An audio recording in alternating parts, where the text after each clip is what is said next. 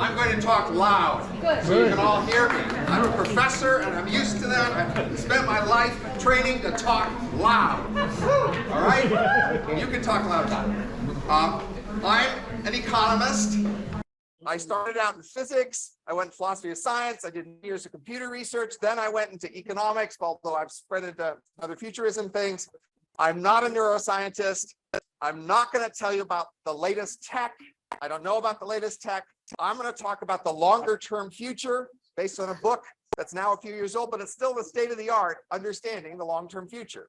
So I'm going to talk about this old idea of brain emulations, and which should be very familiar to you, but what we need is lots of cheap, fast computers.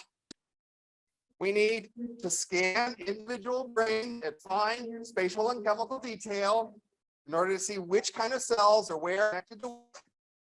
And then we need models of how each kind of cell works, sufficient to map input states to changes in internal state to output signals. And if you have good enough models of all the kinds of cells and a good enough map of the whole brain, none of which we are close to doing now, and enough cheap, fast computers, then eventually, maybe a century from now, we will be able to make a brain emulation, which is a computer model that emulates a particular human brain well enough that it would basically have the same input-output behavior as that original brain.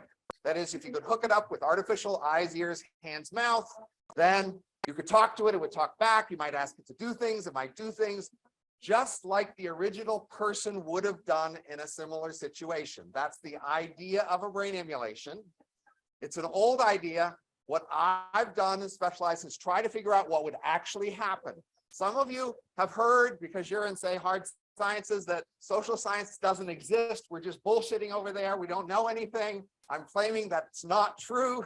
And I'm going to show you that we do know things in part by showing you what we can figure out as the implications of our standard things. So this is the book, The Age of Work, Love, and Life, Where Robots Rule the Earth, some in some high prestige places. And here's my method, because it might not be familiar to you as a kind of method to do.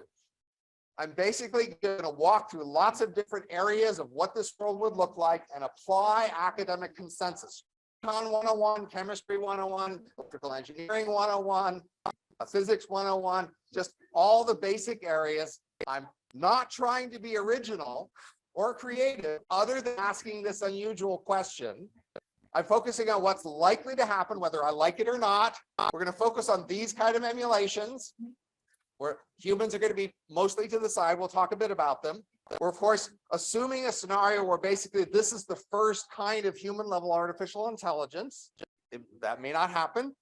We're going to focus on what happens initially in the first world when brain emulations exist. There will, of course, be trillions of years of future. I'm not trying to talk about the entire future, just the first major era after ours. It's going to be after a transition. Transitions are harder to predict. We're looking for what does this world look like when it's in equilibrium, when people understand what it's like and how and the way it's going. I'm an economist. Our standard first cut analytical tool is called supply and demand. It tends to assume sufficient competition, low regulation. I'm not saying that's the best possible world. I'm saying it's just how we usually analyze everything as a first cut. And for the emulations themselves, are going to make the simplest assumptions for them. They are basically opaque, black boxes. You can't take the music part of one, combine it with the sports part of another. You just turn it off, turn it on, copy it, run it fast or slow. That's all you can do. And now I'm going to tell you what that world looks like according to our economic analysis. So this is what you look like in virtual reality, 2 feet. But the world you see might look much better. You might hear the gulls, you might feel the wind, smell the sea. Now, you might have some toolkit, you might be able to make calls, you might be able to sort of jump to other worlds, you might have some accounts and money to pay with. Now that's what you look like in virtual reality. This is what an M looks like. in virtual reality. It's sitting on a server rack, right? But it sees a world like this, like you would. And in fact, to an M, the world looks just as vivid as the world you are in right now looks to you. This is how it experiences to them now, but they're sitting the server rack. They have some other tools, however. They can run fast or slow. So using more hardware, their brain can run faster, and the world around them then slows down relative to their brain. They can make a copy of themselves. That's important. And you take an M and you make a copy. One of those copies will have to be told you are the copy. It doesn't know until it's told, because it's exactly the same thing up until that moment. And you might be able to make archive copies and move them to other places. So wherever the brain is sitting, it can interact more easily with things near it. You can move it to a different location and it can interact more easily with things there. So some key facts found in brain emulation. They would basically do what humans would do in the same situation, which allows us to use everything we know about humans to analyze this world, which makes this a world we can study and think about. The main reason they do things different is because they live in a different world and had a different history. Otherwise, they do what we do. Here's some engineers here.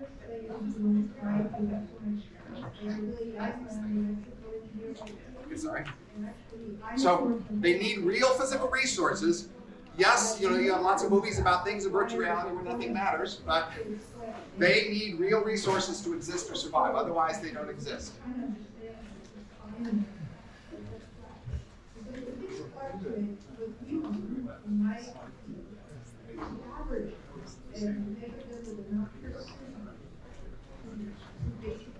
So they need real resources. Third, as we're going to see in a moment, they are basically poor most of the time. So they're living in a Malthusian world where it's so easy to make copies of brain emulations that their wages have fallen to subsistence level. That's an important element of their world. Apparently. So we'll have a word about this technology. Okay, but so brain emulations. So the basic thing about supply and demand here is that it's so easy to make copies. So in our world, we can run the economy faster we can make stuff in factories. It really takes a factory a few months to make as much stuff as the value of the factory itself. And if we could do that for everything, we could double the economy every few months. The reason we can't now is because people can't be doubled every 3 months, and people are a valuable part of the process. But once you can make a substitute for people as fast in factories as you can make other things in factory, then the economy can actually grow very fast. So some things we know about brain emulations, because they can be represented as computer files, they're basically immortal. Although that doesn't mean they actually live forever, but they could. They can travel around the world at the speed of light because their computer files can be moved around the world at the speed of light. We often are concerned about nature, not just because we care about it, because we're afraid we might die if nature dies. They are no longer afraid that they will die if nature dies, so they have a different relation to nature, and they can make copies. Copies are really important. So copies, again, create the fact that the number of them expands so fast and easily that wages fall to subsistence levels. That means the economy can basically double every month or even faster, much faster than our economy. And that means anything that takes more than a few weeks to get to is very much discounted in terms of just time delay. So even getting to Mars becomes much less interesting when the economy doubles every month or faster. These are typical views of brain emulation. So it's in virtual reality, it's just cheap to have everything be luxurious, everything be beautiful. Their bodies can always be young and healthy. They never need to feel disease or grime. That's all great. But notice these are all desks because they're all working most of the time because they're living at subsistence wages. So that's the trade-off. Now, humans basically have to retire. Basically, the emissions outcompete humans completely for most jobs, but humans start basically owning this whole world. They're the capitalists of this world. And so if the economy doubles every month or faster, their wealth doubles every month or faster. So they can quickly afford, if they start out with any substantial wealth, it quickly becomes a lot of wealth, affording mansions or starships. But some people don't have any wealth and they suddenly lose their jobs. So between now and then, I think they should get some insurance arrangements so that they can handle this transition. That would be important. brain emulations can be run at different speeds because you just add more parallel hardware and the whole process can go faster. So that means brain emulations can have different speeds relative to humans. So the first emulations will probably just be running at human speed. And some of them will be running much faster than human speed. So in terms of, there's a linear relationship between speed and cost. So the cost per subjective minute is about the same over a wide range of speeds. The high end of that range goes probably at least up to 1 million times faster than human speed. The low end goes down to 1 billion times slower than human speed. So there's a huge range of speeds. At the high end, the emulations are basically high class, high status. They basically embody more wealth and they have the usual measures of being higher class. They basically are richer, more powerful. They know things faster. They host meetings. They win contests. And so there's really just literally a class hierarchy here because they probably would run at a set of discrete levels so that they could have the same speeds as each other. And when we'll find out in a minute, basically, even though they're immortal, they don't have infinite work lives. Over time, they become fragile like we do and no longer able to adapt to new work situations. And therefore, they have to retire. And when they retire, if they aren't rich, they can't afford to retire at the same speed as when they were working. They can just slow down and retire at a slower speed. So the world of retirees is a world of like ghosts, like the ghosts of our literature. There's lots of them. They're all around. You could talk to them if you want, but what's the point? They don't know anything. They can't do anything. They're behind the times. They're literally like ghosts. So in our world, cities are great things in the sense that you get more efficient, in the sense that roads cost less, cables cost less, we have more innovation, we do have more crime, but the biggest thing is that we have more traffic. There's traffic congestion. That's why we don't all live in one big city. But brain emulations could actually interact and move to interact with each other by just sending the bits that represent an interaction. They don't have to move themselves, at least within a certain distance. And that means they could actually concentrate in a small number of big dense cities. So if you're interacting at the speed of a human in the world today, the 1/10 of a second reaction time that you can't tell the difference between is enough time to send a signal all the way around the Earth. So with good enough electronics, you don't have to know where anybody is on Earth and react with them as if they were in the same room with you. But as they get faster, that changes. That is, if they are 16 times faster than a human, they need to be within roughly 1,000 kilometers. If they're 256 times faster, they need to be within roughly a few kilometers. Basically, the faster you go, the closer you need to be so that you won't notice the delay of the time signal. And that's why I'm predicting that basically most M's will run at roughly 1,000 times human speed, because you can fit those in a usual human city size of 100 kilometers, say, and they won't really notice. And that's fast enough that within the, say, 1 month doubling time of the economy, they can fit a whole career of a century before they retire, so they don't really have to retrain.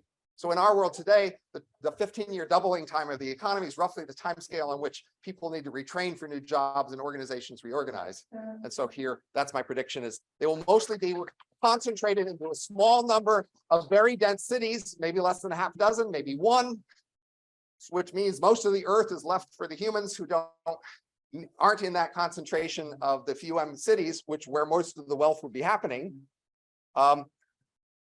And so basic facts about the M world: it's going to grow roughly 100 times faster or more than our economy does today. Its typical residents are running roughly 1,000 times faster than us. So from their point of view, their world looks more stable than your world looks to you, even though to the humans, the outside, it looks crazy unstable. Most of them are concentrated to a small number of dense cities. And most humans vary, and elites and M's would be taken as copies from humans, but not a representative sample. They would be taking the humans who are the most productive in the M world and copying them a lot, and not so much the others. Most emulations are probably copies of the few hundred most productive humans, at least for an M world. So there's enormous inequality in that transition. A few hundred humans have millions and billions of copies of them. And most of the rest of the humans maybe just have a few copies of them if they choose in the M world. We know what people who are more productive in our world are like, and we can use that to predict that compared to typical humans, M's are smarter, more conscientious, extroverted, married even, religious, etc., because these are just features we know about humans who are more productive. And I can tell you many things about them, including that, for example, basically, when you wake up for a work day, you can make many copies, and each of those copies, most of them don't have to continue on to the next day. I call those stubs. And for those stubs, they're basically all work. For the main line, you have to pay for work and then leisure and rest. So there's roughly a factor of 2 or 3 efficiency by having stubs do things. You don't remember so much what stubs do, but you get, that factor 2 or 3 is a huge gain. And so at any one time, most M's are stubs. They're short-term copies who will last for a few hours and then end. And basically, they'll be opportunistic about how they live their lives. And you could make, you could have a single M recursively designed. They could split into copies that design different parts of a project. And you might have an M plumber who remembers that for 20 years, they've only ever worked 2 hours a day on average. But what happened is every day when they were ready for work, they made 1,000 copies, each of which did a 2-hour plumbing job, one of which went on to the next day and had the rest of the day in leisure. So you can see there's just a difference between what they remember, a life of mostly leisure, 2 hours of work a day, and a life of objectively 99+% time of their time working. So I've got a lot more to say, but I believe I'm out of time. So we'll just have to see if you ask which questions you ask, but that's. We're looking for Smith. No. Who would like to go first? So how does customer service work in the world where clones do everything and there's no global context and memory? That looks like an easy task to me. The thing correctly and somebody else has to follow up on it. It's really cheap to save an archived copy of these things for a long time. So if a plumber did a 2-hour job for you, 2 weeks later, you can ask to talk to that plumber again, and he would be available as an archived copy to bring back. Archive copies are very cheap. We can actually afford at like 5% of cost to save an archive copy every 5 minutes. So archive copies are just very cheap. You can just have lots of them. They potentially are waiting to live more. You can bringing them back is easy because archives are cheap and easy. It's almost like the unions are like this digital society just ruining everyone else, but right. Augment self as well in the meantime, like using the knowledge that is being created by all these ends, like do brain augmentation to improve our powers and also like we have the material part of it, in which the earth is limited in terms of rare minerals that are essential to run all this computation. And then we do have kind of like this goal of spending the moon and other planets in order to have access to these minerals and more energy. So the humans growing would be changing as well, and that we are mutating species there. So the scenario is at some point M's become popular, right up until that, humans have been doing everything they could to improve themselves, and still where the assumption is M's are still an improvement over what the humans have been able to do up to that moment. So at that moment, M's is the way to improve yourself as a human. And if you want to improve yourself, the obvious thing to do is become an emulation and then continue along that path to improve yourself some more. I'm skeptical that there would be other routes that at that moment would be cost effective. I mean, but if that happened, then this scenario doesn't happen. That is, if there's other ways to make humans more effective than this, when this shows up, then this doesn't happen. That is, people don't want to do this. But the assumption here is that, in fact, this would be more cost effective than what humans have been doing up until this moment. And that's why this world happens. The physical resources required for an M are probably several orders of magnitude less than for a human. So whatever raw materials you're trying to save on, you'll definitely save on them a lot more by having emulations instead of humans, especially given that you can run the emulations much faster and so.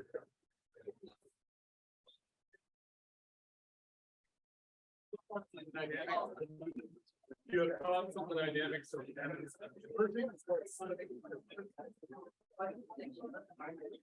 So the key working analysis assumption here is that I start with the very simplest capabilities, and I assume there's an error where that's the only capability, and I figure out what happens in that scenario.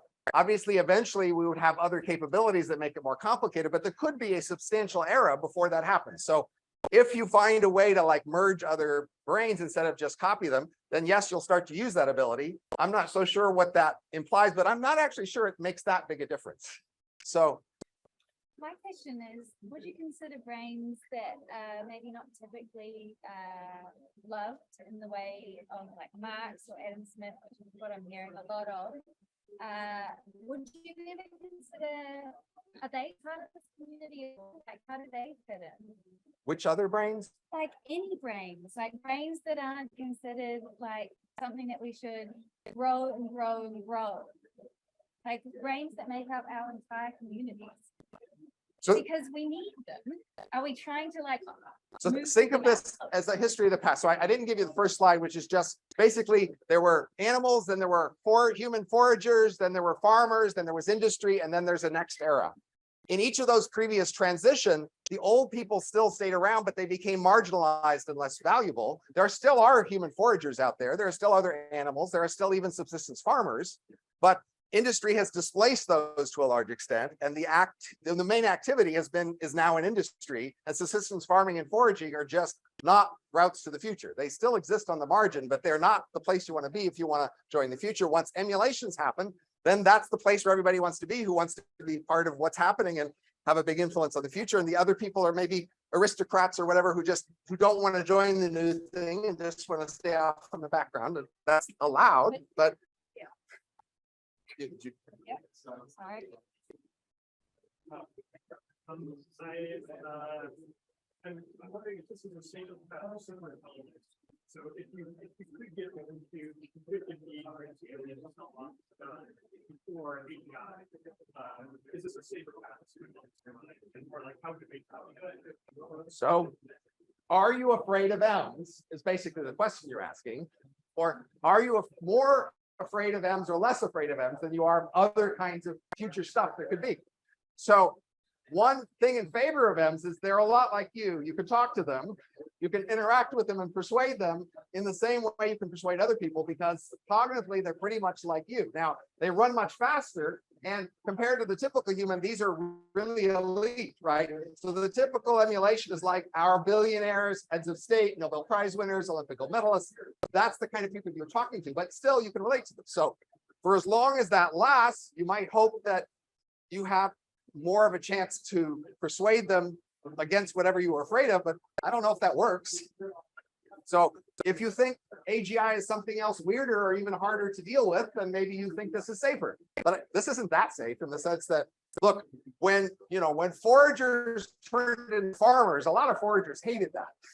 And they just hated the way farmers had become different from them, but it still happened anyway. So I'm not sure the fact they're still human is going to save you that much.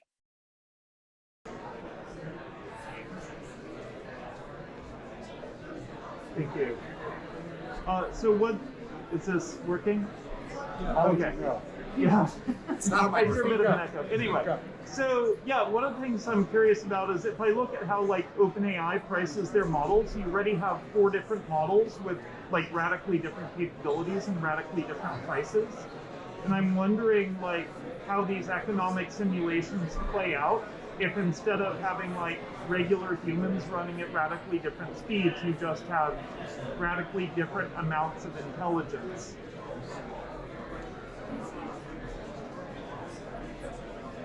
So when you're shopping in the M shop, one of the knobs you have is speed, right? You can run them, they can run fast and low, but if you want it fast, you have to pay more. So that's a straightforward cost trade-off. Right. Then you've got the different humans they came from, right? And some of those aren't as smart or capable. That's why everybody's going to focus on the few hundred best. Now they might vary in like their mix of skills, but people would just be choosing the few hundred best. Why not, right? Now, if you think, could we make even better people? They would try. So one of the things they would do is take these best people, then train them in 1,000 different ways, put them in 1,000 different, early environments and see if you could make even better versions of them. And then later on, we could modify them and make even better versions. But whatever are the most cost-effective versions for any one task, I expect that to dominate in any one particular application. The less cost-effective ones just don't have much of a room under the simple analysis. Last question. So So if I'm shopping for an M and I want one based on myself and I go and I pick one, how do I know if it's a copy that I'm not being mean to it to enslave it to do all the things that I don't want to do because I actually don't want to do them. So if it's my copy, Right. it doesn't want to do them either. Good. Seems mean. So, an interesting thing about M's is you can ask them before you create them whether they'd like the life you offer them. Because you make them as a copy of some other thing that exists. So, as soon as you make a M copy of yourself, it's exactly like you a moment ago. Yeah. You have to tell it that it's the M. And now you can talk to it about what it likes or what it doesn't. And if it doesn't like its experiences, it can tell you that. It's a fully, active human in that sense. Then if I don't want to do it, I'm sure it doesn't want to do it. But say it says no, then do I delete it? Because that seems wrong too. Fortunately, we would have worked out that sort of pattern long ago. Right? You wouldn't be the first person to be in this situation, right? So basically, what we have is people doing a job with a life, and we would come to them and say, here's another life over here. Would you like to have this life as well as the life you have now? Is it okay if we make a copy of you over here to do this other thing? And you'll have lots of data on that, and then you might even ask, well, do you want an option such if you decide you don't like it, you can turn yourself off? Should suicide be an option? Again, these would all be well worked out. You wouldn't have to be the first person to figure this out. It would be just like today, taking new jobs, right? Yeah. Sure, if you take a new job, you don't like it, can you quit it? Yeah, you can quit it. Do I get a new salary? No, you don't get a salary if you quit it. Well, that's a hardship. Well, yeah, but we're all used to that, right? Oh, I'll do it. You forcing this kind of world to exist, or are you assuming that this is Speak up. like if you have a bunch of AIs like this, wouldn't they just like self-manipulate or like self-modify into some other form? And like another question is like when you turn it on, usually for like this server or whatever, however you're bootstrapping, would you expect it to like quickly like in nanoseconds self-extinguish, or would it like go on and like how do you know that this kind of world can do interaction? So the analogy here is like the analogy between when foragers turned into farmers or farmers turned into industrialists. It was a new world they could move into, and they'd see other people having done it, they wouldn't know fully, and then they'd have a choice of trying. And if they didn't like it, maybe not. But the assumption is they are trying to modify themselves, just like we are trying to modify ourselves, just like farmers and foragers were trying to modify ourselves. But they face limitations on that. They can't just make themselves into anything. They make themselves, they try different things, and sometimes that's successful in some of those people. But basically, there wouldn't be much surprise about, much less surprise than we have about whether you're going to like something new, because they're just much more like their parents, basically. When you make a child and you offer them a new world, you're just pretty uncertain about which aspects of the new world they'll like, whether they'll like this world at all you've chosen for them. For Emulations, that's much less of an issue. They're just very similar to their origin, and you just know a lot about them.